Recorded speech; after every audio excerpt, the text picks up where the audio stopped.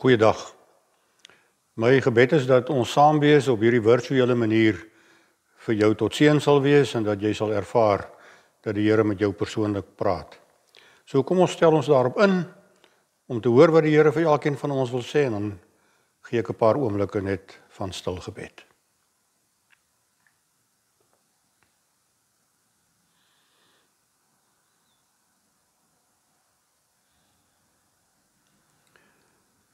Here, baie dankie dat ons op 'n manier vreemde manier by mekaar kan wees. Maar Here, alles ons nie by mekaar nie, is ons almal in U teenwoordigheid. Want U is alomteenwoordig. En Here, op hierdie manier bind U ons dan ook saam. Want ons is geestelike familie. Ons is U kinders. En Here, daarom is ons bevoorreg om aan U voete te sit en vanoggend na U te luister. So my gebed is dat U ons daarop sal instel. Elkeen van ons het verskillende omstandighede en verskillende situasies en party van ons wat hierna kyk en luister is miskien bang en onseker en bekommerd en ander is dalk vol vreugde en so verskil ons, Here, maar U ken elkeen van ons persoonlik. En daarom is my gebed as ons so saam is dat U met elkeen persoonlik sal praat in sy of in haar situasie. So Here, maak asseblief ons geestelike ore oop, ons geestelike oë oop, sodat vir ons vir U kan sien en U stem kan hoor. Ek bid dit in Jesus se naam. Amen. Ek het Tannie San van der Spy so in die vroeë 1990s ontmoet. Sy was toe al 'n bejaarde dame en sy was 'n pioniersendeling van die NG Kerk in die destydse Noord-Rhodesië, wat nou vandag natuurlik Zambië is. En die basis waar sy gevestig was Magweru. En as ek nou reg onthou het sy so in die 1940s, na haar opleiding hier in Suid-Afrika, is sy Noord-Rhodesië toe. En Tannie San het 'n boekie geskryf waarin sy haar herinneringe deel oor haar belewennisse op die sendingveld destyds daar in Noord-Rhodesië. En in die boekie vertel sy die storie van 'n blinde seentjie wat van Malawi afgekom het, destyds Nyasaland. En die blinde swart seentjie het gekom uit 'n klein stadjie, 'n klein village waarin daar geen gelowiges was nie. So hy was ook nie 'n gelowige nie. Maar hy het na die skool toe gekom in Magweru. En so het die sendelinge dan nou met die kinders in die skooltjie, het hulle natuurlik elke dag die evangelie gedeel en vir hulle uit die Bybel gelees en vir hulle gebid. En so het die sendelinge een dag gehoor na een van hierdie byeenkomste hoe hierdie klein swart seentjie uit Malawi, hoe hy met die Here praat. En vir die Here sê, Here, ek wil so graag hê U moet in my lewe kom. Ek wil so graag my lewe vir U gee. Wil U nie beheer neem oor my lewe nie. En daar kom hierdie klein swart seentjie uit Nyasaland kom tot geloof. Sendelinge het met hom gepraat en hulle was opgewonde en vir hom gesê, kyk nou net wat met jou gebeur, die Here is nou in jou lewe en dink nou net wat nou vir jou voorlê. Hy sê, ja, maar wat nou vir my sleg is, wie gaan vir my pa en my ma vertel? Wie gaan vir die mense daar in my village daarvan vertel? Want ek weet dit, en ek het die Here in my lewe, maar wat van hulle? En toe sê die sendelinge vir hom, maar ons gaan jou leer lees. Ons gaan jou leer lees en dan gaan jy uit die Bybel vir jou mense daar in jou stadjie lees. En so het hulle hierdie klein seentjie geleer om Braille te lees. In die eerste vakansie nadat hy kon lees, is hy toe terug vir die vakansie na sy dorpie toe. En hulle het vir hom 'n Braille Bybel gegee, die Markus Evangelie, 'n groot Bybel, die Braille Bybel, en hy het dit met hom saamgeneem in Nyasaland toe, na die stadjie toe. En toe hy daar kom, het hy vir sy pa blykbaar gesê, pa, ek kan lees. En sy pa en almal in die dorpie was ongeletterd en hulle sê, maar hoe kan jy lees? Hy sê, pa, ek kan lees, kom luister, ek kan lees. En hy het gaan sit blykbaar en het hierdie ou groot Markus Evangelie Braille op sy skoot neergesit op sy beentjies en hy het begin lees. En sy pa kon sy ore en sy oë nie glo nie. En hy het mense gaan roep, die bure en die familie en gesê, kom kyk, my seun kan lees. En so het hulle gestaan en luister hoe hierdie seentjie lees uit Markus Evangelie. En die volgende dag het hulle teruggekom, hy moet nog lees en nog lees en nog lees. En so die vakansie verbygegaan en het hy die Markus Evangelie vir hulle gelees. En Tannie San skryf dat kort daarna het hulle die boodskap gekry dat hierdie blinde seentjie se pa tot geloof gekom het.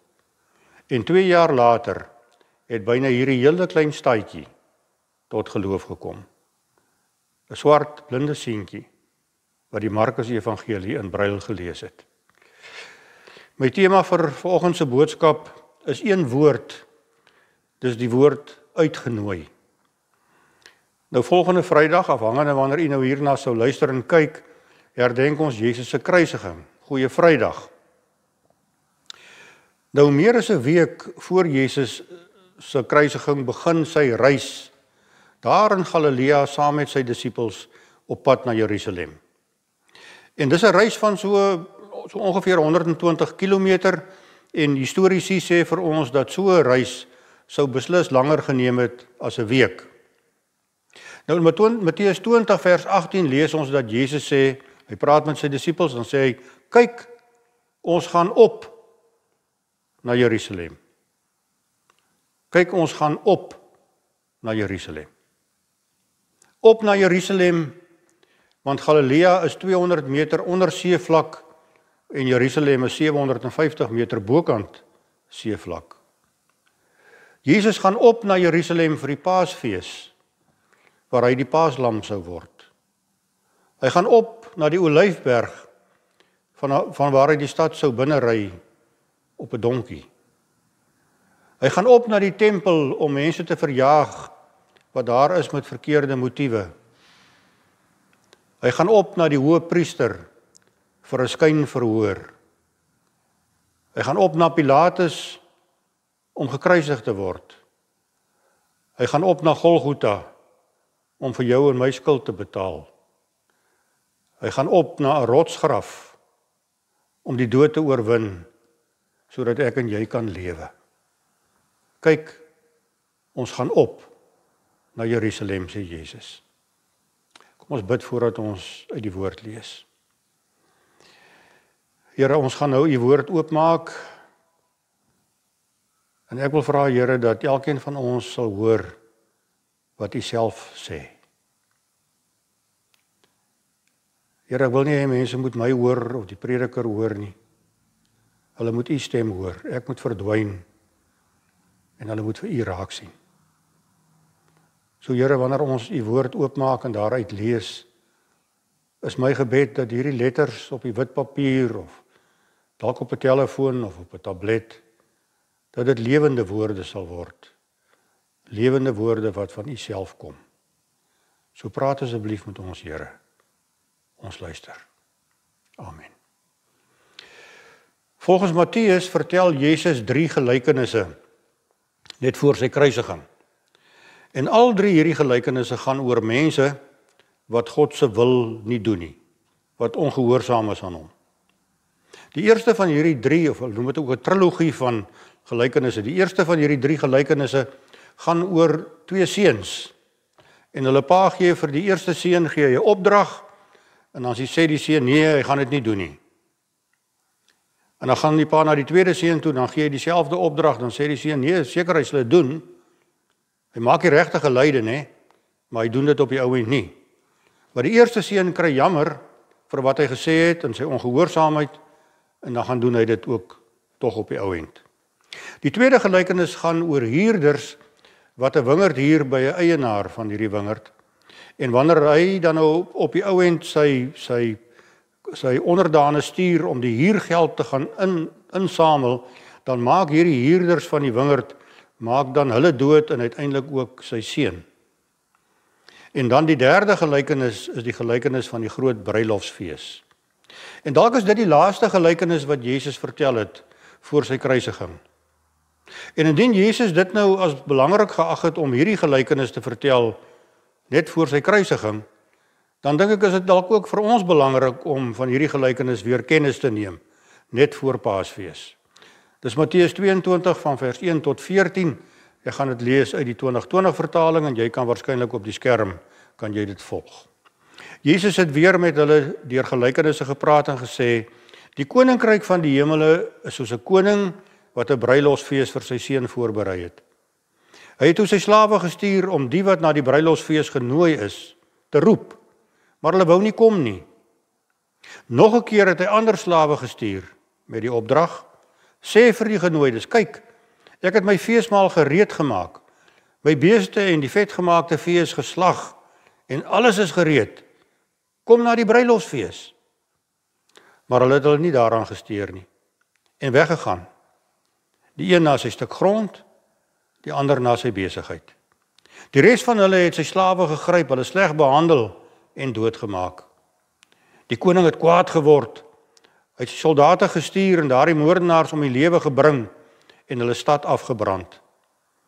Toe sê hy vir sy slawe: die bruilofsfees is gereed, maar die genooides was dit nie waardig nie. Gaan dan uit na die kruispaaie en nooi soveel mense na die bruilofsfees as wat julle kan vind. Toe het daardie slawe uitgegaan na die paaie en almal bymekaar gemaak wat hulle teëgekom het, slegtes sowel as goeies. En die bruilofsaal het vol gaste geword. Toe die koning ingaan om die gaste te sien, sien hy daar 'n man sonder 'n bruilofskleed aan. En hy vra hom: vriend, hoe het jy hier ingekom sonder 'n bruilofskleed? Maar die man het geswyg. Toe sê die koning vir die dienaars: bind sy voete en sy hande vas en gooi hom uit in die duisternis daar buite. Daar sal 'n geween en 'n geknars van tande wees. Baie is immers geroep, maar min is uitgekies. Die gelykenis van die bruilofsfees. Nou een van die groot temas wat reg deur die Bybel loop, gaan oor God se koninkryk. Dit begin by die skepingsverhaal en dit loop reg deur tot aan die einde, laaste boek in die Bybel, by Openbaring. En ook Jesus praat gereeld oor die koninkryk, sy koninkryk, want hy is die koning van die koninkryk. Net in die evangelie van Matteus alleen praat Jesus meer as 50 keer op een of ander manier praat hy oor die koninkryk.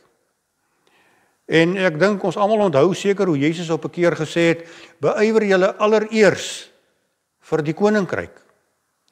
Ouer vertaling het gesê: soek allereers die koninkryk. En Matteus gaan so ver om self sy evangelie, die evangelie van Matteus, om dit die evangelie van die koninkryk te noem. Dis hoe hy sy eie evangelie noem. En voor Jesus se kruisiging, het ons nou gelees, vertel hy gelykenisse oor die koninkryk. En na sy opstanding en net voor sy hemelvaart, praat hy weer met sy disippels oor die koninkryk. Die koninkryk van God. Nou is die vraag natuurlik, maar wat is die koninkryk? Die koninkryk van God is nie die kerk nie. Dis ook nie eerstens mense of 'n plek nie, alhoewel dit enkele kere in die Bybel geïmpliseer word. Die Bybel gee ook vir ons geen klinkklare definisie van die koninkryk nie. Jesus vertel gelykenisse om die koninkryk te verduidelik, maar hy gee nie 'n definisie nie. En julle sal dit waarskynlik onthou, hy vertel gelykenisse, dan begin die gelykenis so, hy sal sê, die koninkryk is soos 'n mosterdsaad, die koninkryk is soos suurdeeg, die koninkryk is soos 'n skat wat in 'n land gevind word, die koninkryk is soos 'n kosbare parel, die koninkryk is soos 'n treknet waarmee vis gevang word.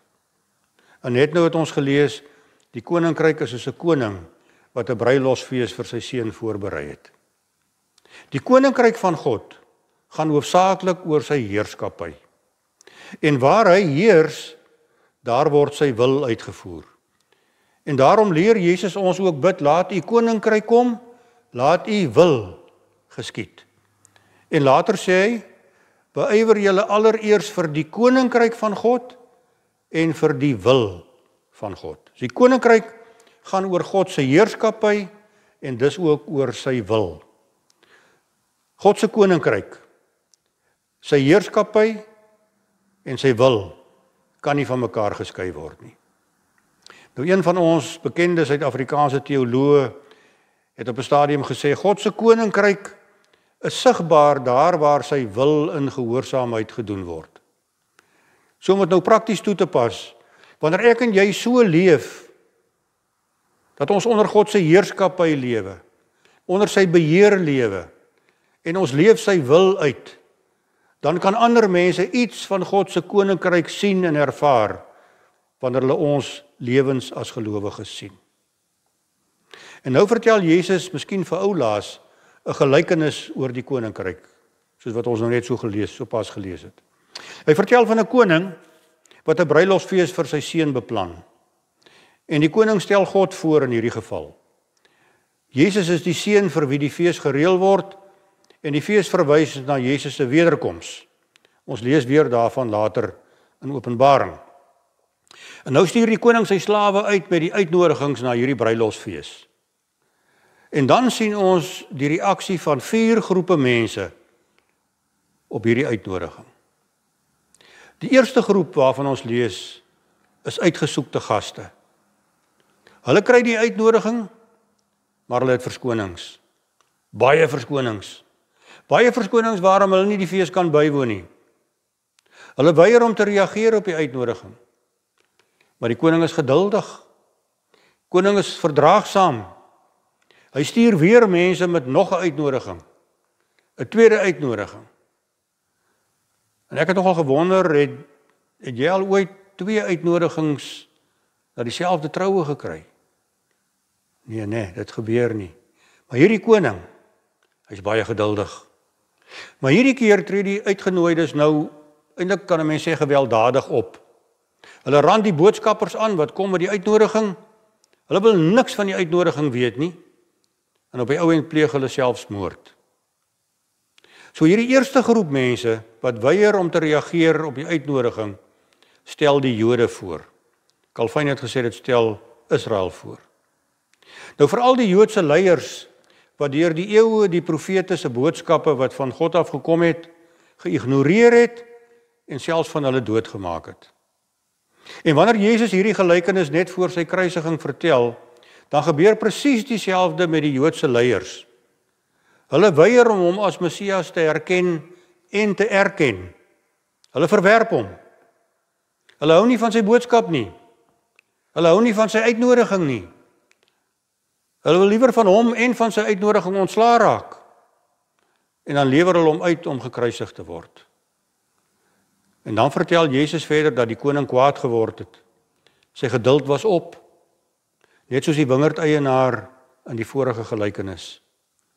En hulle weiering om die uitnodiging te aanvaar is eintlik 'n ongelooflike belediging vir die koning.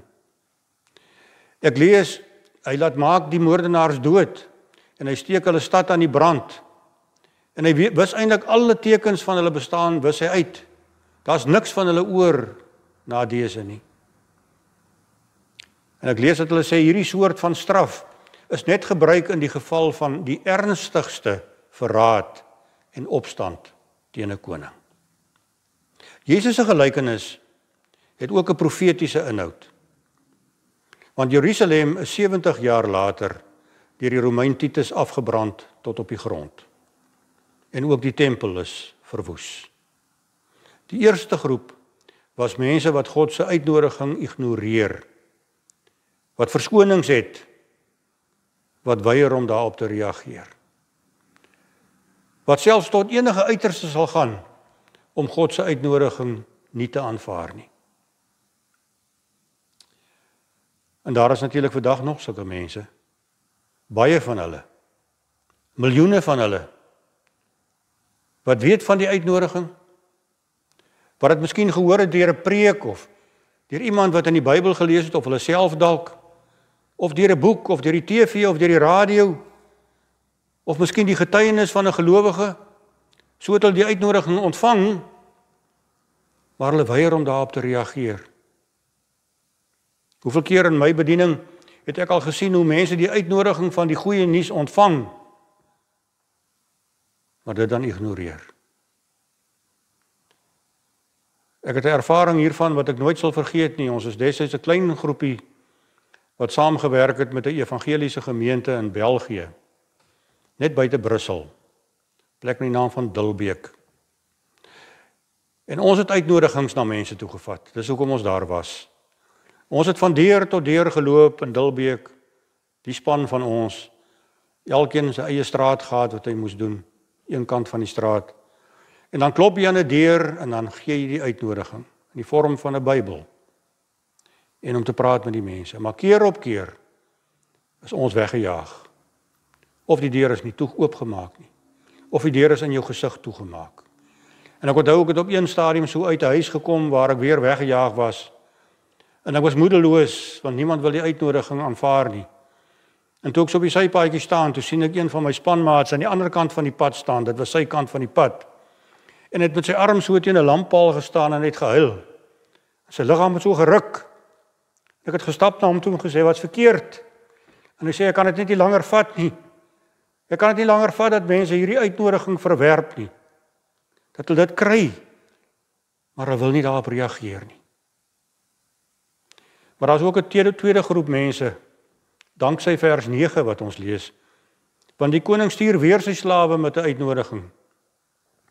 Maar hierdie keer stuur hy nie na uitgesoekte mense hierdie uitnodiging nie, maar na almal wat hulle teekom. En so gaan hierdie boodskappers na die kruispaaie en hulle gaan in die strate in, hulle gaan in die steegies in en hulle nooi mense voor die voet. Goeies en slegtes lees ons. Hulle boodskap is kom vier fees. Jy is welkom, alles is gereed gemaak vir julle.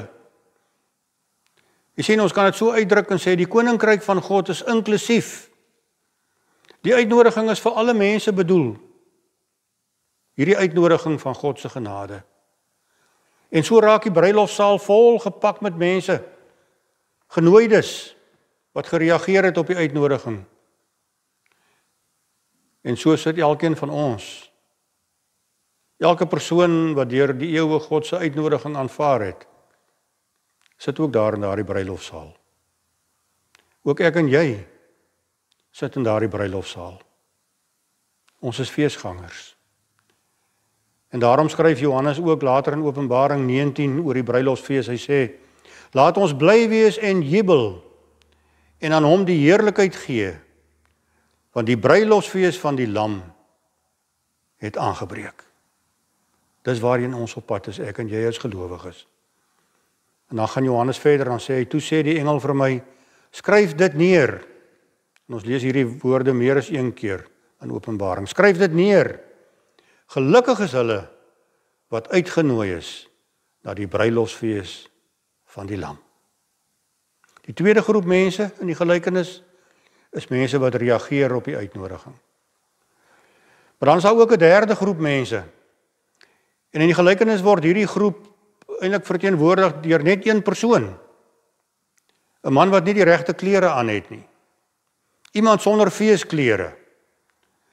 En hy probeer om sommer met sy gewone klere, met sy alledaagse klere by die bruilof aan te kom, dit by te woon en te deel in hierdie fees.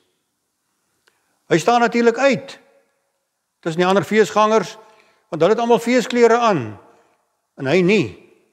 En dan kom die koning in om die mense te groet en dan sien hy hierdie man natuurlik raak.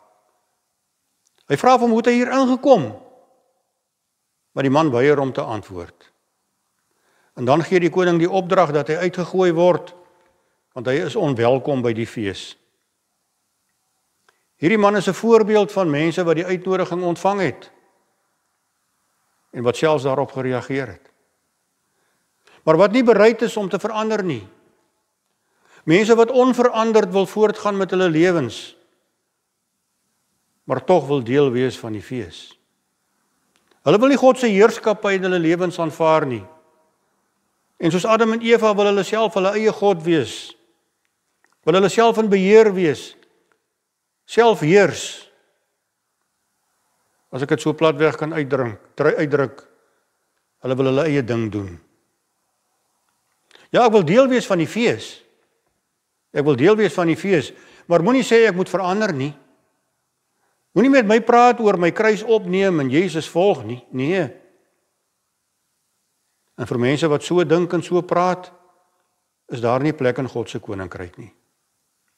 So alhoewel die uitnodiging vir alle mense is, met ander woorde inklusief is dit terselfdertyd ook eksklusief. Dis nie vir almal bedoel nie. Almal word nie verwelkom nie, soos die man in die gelykenis.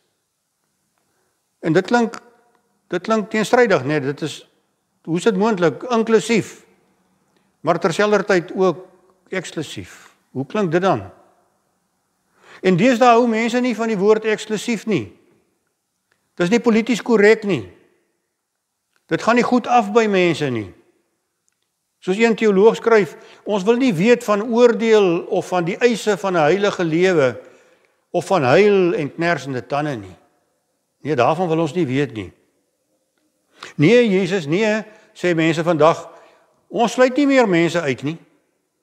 Eksklusiwiteit is uit. Dinge is deesdae anders. Ons het aanbeweeg sedert U hier op aarde was.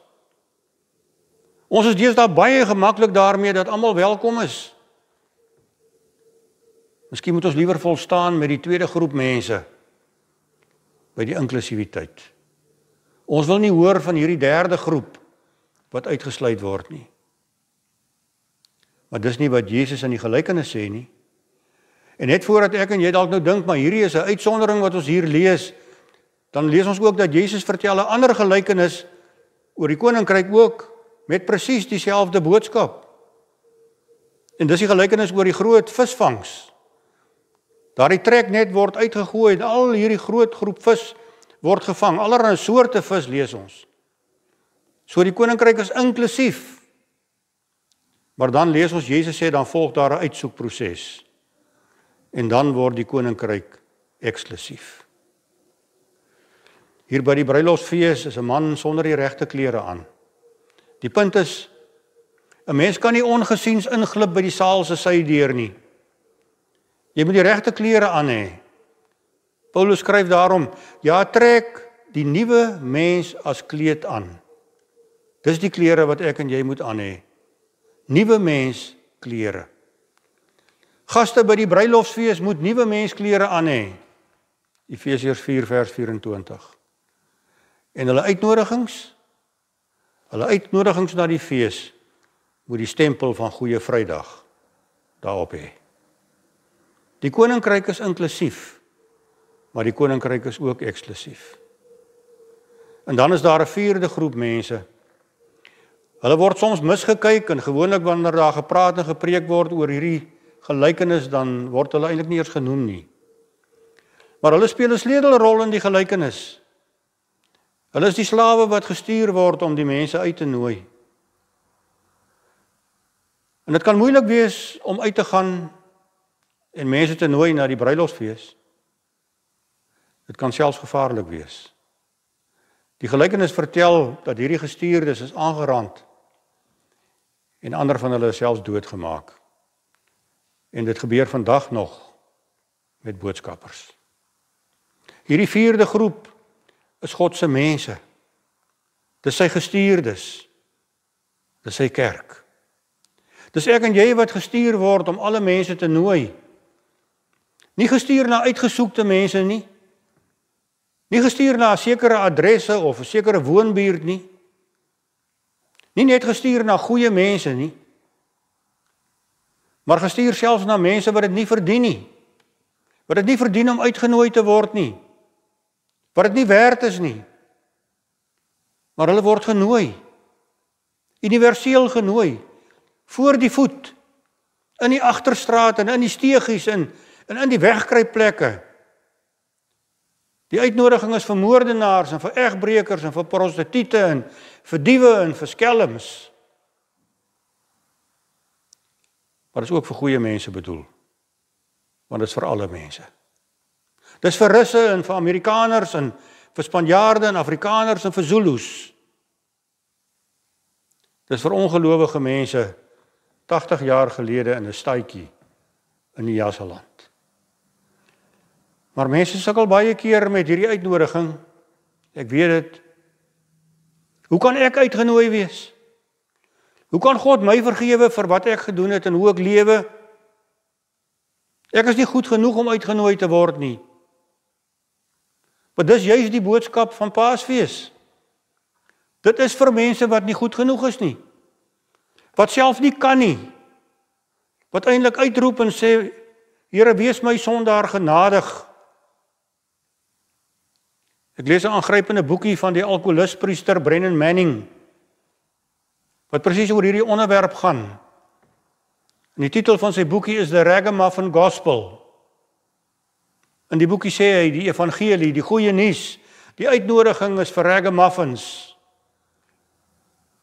En ek dink die beste Afrikaanse vertaling vir die woord ragamuffin is eintlik 'n skarminkel. Die uitnodiging is ook vir skarminkels. Dis vir sulke mense wat Jesus gekom het. Dis vir hulle dat dit Paasfees geword het. Op 'n stadium in die Oekraïne was ek deel van 'n klein groepie en ons het saam met 'n klein evangeliese gemeente gewerk. En een aand het ons 'n diens gehad in 'n saal wat vroeër deur die KGB gebruik was.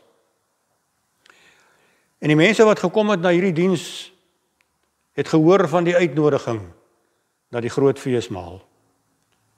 En baie daardie aand die uitnodiging aanvaar. Maar daar was ook 'n Russiese man wat gesê het, die uitnodiging kan nie vir hom wees nie. Dit kan nie vir hom ook wees nie. En hy het vertel en hy het gesê, hy was 'n soldaat in Afghanistan. En hy sê, die dade wat ek gepleeg het, die wreedhede wat ek gepleeg het teen mense, kan ek nie eers vandag meer in woorde sê nie. En hy het gehuil en het emosioneel geraak en gesê, God kan my nie vergewe nie. Dit is onmoontlik. Die uitnodiging kan nie vir hom wees nie. En uiteindelik, soos wat met hom gepraat is, het hy uiteindelik by die ware punt uitgekom en gesê, hy sê, ek het my pa geslaan. Ek het my pa aangerand. En ek kon nie voor sy dood vir hom sê, ek is jammer nie. En daarvoor kan ek tog nie vergewe word nie. Daarvoor kan daar tog nie vergifnis wees nie. Maar uiteindelik aanvaar hierdie gebroke man daardie aand die uitnodiging na die feesmaal. So is Karl Barth se woorde waar, man can certainly not fall lower than the grace of God can reach. In Afrikaans kan mens dit miskien so vertaal, die mens kan nie val tot by 'n plek waar God se genade hom of haar nie kan bereik nie. Dis die goeie nuus. Dis die goeie nuus van die evangelie. Dis die goeie nuus van Paasfees. Paasfees 2025 is op hande. En as daar ooit 'n tyd op ons Christelike kalender is, wat ons herinner aan ons roeping as God se gestuurdes, dan is dit Paasfees en Pinkster. Ek en jy moet mense uitnooi na die fees. Mense wat nie van die uitnodiging weet nie, wat dit nog nooit ontvang het nie. Maar ook hulle wat dit al hoeveel keer dalk ontvang het, maar nog altyd geïgnoreer het. Maar ons word ook geroep en gestuur om mense daaraan te herinner dat hulle die regte klere moet aan hê. Dat hulle nuwe mensklere moet aan hê vir die fees. Dat Paasfees nie gaan oor 'n paashaas en paaseiers nie. Dat dit nie gaan oor 'n lekker lang naweek saam met vriende en familie nie. Want solank as wat miljoene vaskyk in 'n kommersieel verminkte Paasfees, sal hulle nie die paaslam kan raak sien nie. Kan hulle nie die kruis raak sien nie. En as hulle nie die kruis raak sien nie, kan hulle ook nie die oop graf raak sien nie. Sonder 'n uitnodigingskaartjie wil ek sê, met die bloeddruppels van die paaslam daarop, kan mense nie die feesmaal bywoon nie. Die gelykenis van die bruilofsfees. 4 groepe mense. En ek en jy, wat soos 'n blinde swart seentjie 80 jaar gelede vir mense moet gaan sê, dis Paasfees. Almal is welkom. Trek jou feesklere aan. Kom ons bid. Here, baie dankie dat ek glo die meeste van ons wat hierna kyk en luister, die uitnodiging ontvang het, die uitnodiging aangeneem het. Eintlik daar sit in die groot feessaal nou al op pad na hierdie groot fees waarvan ons lees in Openbaring. Here, daarvoor wil ons vir U dankie sê. Ons wil dankie sê vir die inklusiwiteit van die uitnodiging. Maar Here, U stuur ons ook vir ons wat die feesmaal bywoon. Stuur U ook uit in die strate en die steegies en die kruispaaie van die lewe om vir ander te gaan vertel, hulle is ook uitgenooi, hulle moet kom. maar hulle moet feesklere aan hê. So Here, help ons asseblief om veral ook in hierdie Paastyd en op pad na Pinkster regtig daarop ingestel te wees om te weet ons is u gestuurdes. Ons is boodskappers met 'n uitnodiging na die feesmaal van die Lam. En Here, ons kan dit op ons eie nie doen nie. Ons faal, ons sal telkens faal. En daarom bid ek dat die genade van ons Here Jesus Christus en die liefde van God ons Vader en die kraggewende teenwoordigheid van die Heilige Gees met elkeen van ons sal wees, sodat ons kan gaan met die boodskap en die uitnodiging. Amen.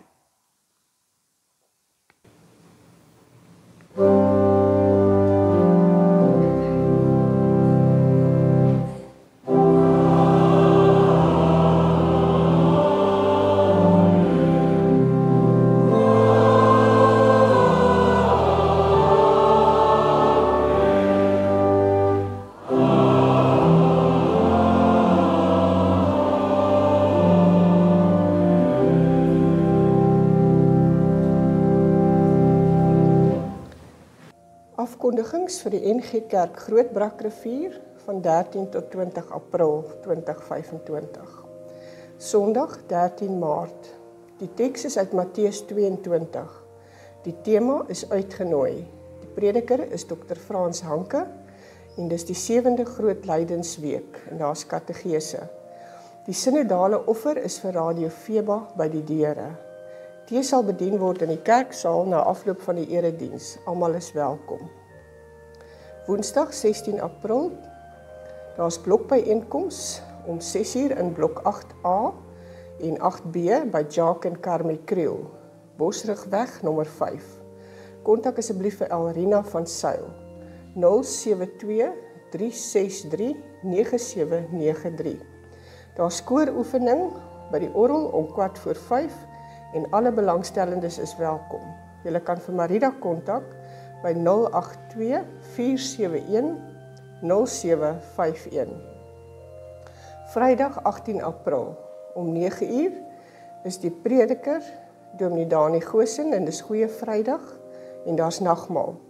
Tee sal bedien word in die kerksaal na afloop van die erediens. Almal is welkom. Die Groenkloofpreek om 10uur is deur Dr. Gerry van Deventer. Sondag 20 April, dis Paasfees. Om 6:30 is daar 'n sonsopkomsdiens by Suiderkruisstrand. Die prediker is Dominee Dani Goosen. Om 9uur is daar 'n erediens in die kerk en die prediker is Dr. Frans Hanke. Sondag 20 April, daar's geen kategese nie. Die spesiale offer vir die gemeente instandhoudingfonds word by die deure ingesamel. Tee sal bedien word in die kerksaal na afloop van die erediens. Almal is welkom. Groenkloofpreek om 10uur is deur Dr. Frans Hanke. Neem kennis, die bestuurspanvergadering wat geskeduleer is vir 6 Mei word met 1 week vervroeg tot 29 April 2025. Gebedsgidse vir April is beskikbaar in die voorportaal. Die gebedsgidse, dankofferkoeverte, kerkbode en gemeentebriewe is ook by die traliehek van die kerkkantoor beskikbaar. Nuwe lidmate, ons nooi nuwe lidmate om asseblief na die erediens tot voor die kansel te kom waar ons u graag wil ontmoet. In die voorportaal is ook vorms beskikbaar wat u kan voltooi sodat ons u vinnig kan leer ken. Lidmaatbesoeke, Dominee Dani besoek nuwe intrekkers. Indien u nog nie 'n besoek ontvang het nie, kontak of kom loer gerus in by die kerkkantoor om 'n afspraak te maak. Bestaande lidmate wat 'n besoek verlang, kan ook gerus die kerkkantoor kontak of kom inloer om 'n afspraak te maak. Die kantoor is oop op Maandag, Woensdae en Vrydag tussen 8:30 en 12:30. Die verskillende bedieninge. Die omgeebediening, indien u bewus is van iemand met nood, siekte of wat eensaam is en hulp benodig, kontak die kerkraadslid of die kerkkantoor. Ons wil gemeentelede kans gee om prakties betrokke te raak. By die deure is houers om enige nie bederfbare kosprodukte in te plaas, soos suiker, pasta, rys, konfyte, blikkieskos, seep, tandepaste, koffie, tee ensovoorts. Indien jy by die omgeebediening betrokke wil raak, kontak asseblief vir Corrie Pieters by 082 327 9527. Die Truitjie-projek van 2025 onder die omgeebediening. Ons wil graag weer hierdie jaar truitjies uitdeel waar daar behoefte is. Ons mikpunt is 100 truitjies.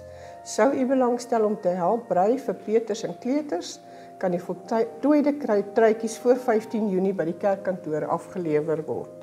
Die kontakpersone is Renée Forster by 082 338 2364 en Carina Smit by 082 802 0314.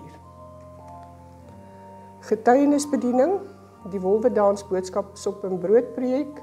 Ons nooi die gemeente om weer deel te neem aan ons projek om 'n bemoedigende boodskap, 2 liter sop en 'n brood te voorsien aan 105 gesinne elke tweede week. Die uitreikdatums vir die tweede kwartaal is 23 April, 7 en 21 Mei en 14 en 18 Junie. Die behoeftes vir die getuienisprojekte, daar is 'n deurlopende behoefte aan wol, materiaal, gare, bordiergare, linne en gebreekte keramiek of porselein vir mosaïekprojekte en ons bedank u by voorbaat vir die deelname. Die ondersteuningsgroep, ons groep is 'n klompie toegewyde lidmate wat maandeliks by mekaar kom, by mekaar leer en vir mekaar ondersteuning bied. Die doel is om uit te gaan as geroepenis na mense in ons gemeente en om na die gemeenskap uit te reik. Ons doen dit deur rygeleenthede vir doktersafsprake, hospitaalbesoeke en dies meer. Hulp met inkopies, ondersteuning deur daar te wees tydens moeilike omstandighede. Uit te reik na die mense om die toenemende probleem van alleen wees en eensaamheid te verlig. Die kontakpersone is Rihanna Briers by 081 039 8853 of Friet Jansen van Rensburg by 082 928 9625.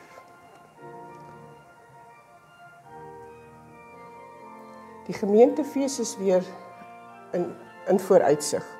Die gemeentefees is op Saterdag 3 Mei 2025 van 9:00 tot 12:00.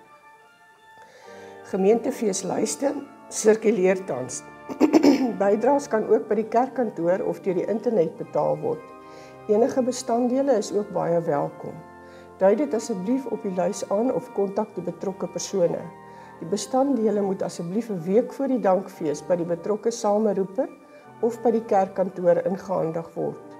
Ons rekening is NG Kerk Groot Brakrivier, FNB rekeningnommer 530831 86511 met die takkode 210314.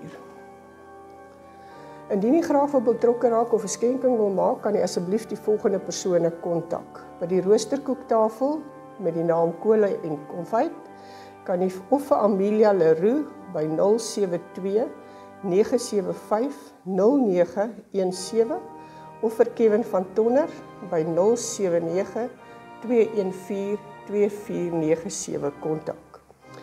As jy betrokke wil wees by die wit olifanttafel, skatte en snaaksighede is die naam, kan jy vir Anneleen de Swart skakel by 082 495 5011. By die boektafel kom sniffel rond tussen pragtige tweedehandse boeke en die kontakpersoon is ook Anneleen de Swart by 082 495 5011. Die smillekker nageregtafel met die titel Soet Sondes kan jy vir Dirk en Dorette Visser kontak by 082 416 3281.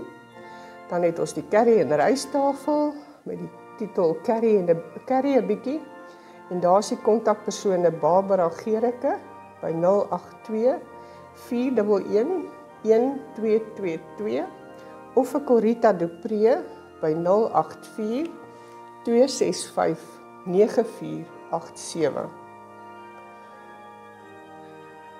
Die Society tafel Stok en Smil is die kontakpersoon Eddie by 082 920 1829. Die Jaffel tafel kan u vir Annetjie Jansen van Rensburg kontak by 082 871 0927 of vir Corrie Pieters by 082 327 9527. Die Teetuin Koek en Klets se kontakpersoon is Michelle Roon en haar nommer is 064 674 9756. Die pannekoektafel Strooi en Rol. Die kontakpersoon daar is Elsabie Richards by 082 887 6712. Die groentetafel Kraakvars Natuurlekkers vars uit die tuin kan jy vir Renay Foster skakel by 082 338 2364. Die Jam kindertafel, Jam staan vir Jesus and Me. Daar kan jy asseblief vir Tanya hier kontak by 066 232 6704. Dan is daar lewerkoekies wat slegs met voorafbestellings gedoen word om die Saterdag af te haal. En die kontakpersoon is Corrie Pieters by 082 327 9527. FEBA Radio Suid-Afrika, ons bid hierdie week vir FEBA vir Kirgisië. En ons gebed vir die week is, bid dat die FEBA Kirgisië span tot God sal nader in moeilike tye en sy lig in die donkerte sal uitstraal. Die webwerf vir 13 April 2025. Die erediens skakel na die YouTube erediens vir 13 April is beskikbaar. En onder die getuienisbediening vertel die missie Japanse leiers van hul afgelope besoek aan Japan onder die titel Bemoedigende besoek en belovende vooruitsigte. Die Bybelstudies. Die April skep asem vir vandag dagstukkies is beskikbaar. U kan ook die vorige dagstukkies vind deur die skakel onderaan. Dan is daar ook die weeklikse stof tot nadenke met die titel Dit is volbring. Daar is 'n nuwe hoofie onder die kieslys op die webtuiste, aksies, waar alle aktiewe aksies waarby u betrokke kan raak, bespreek word met kontaknommers. Kom kyk gerus daarna op die webwerf. Die afkondigings is ook beskikbaar en op die webwerf. Ons leraars is Dominee Dani Goosen en Dominee Shanay Viljoen. Die adres is Langstraat 10, Groot Brakrivier 6525. Die telefoonnommer 044 620 2205. Ons webwerfadres is nggrootbrak.co.za. Ons dankie vir die volgehoue bydrae en ondersteuning van die werk van die Here.